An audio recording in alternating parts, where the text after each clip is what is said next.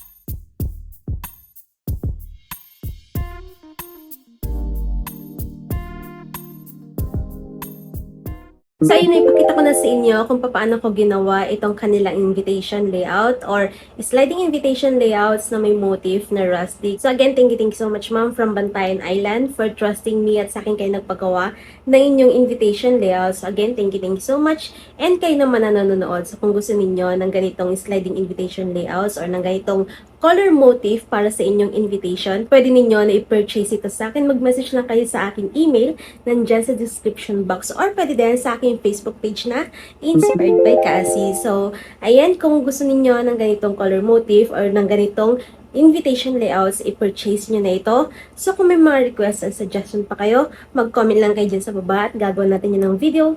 Again, thank you so much for watching and see you sa aking next video. Don't forget to like and subscribe. Bye!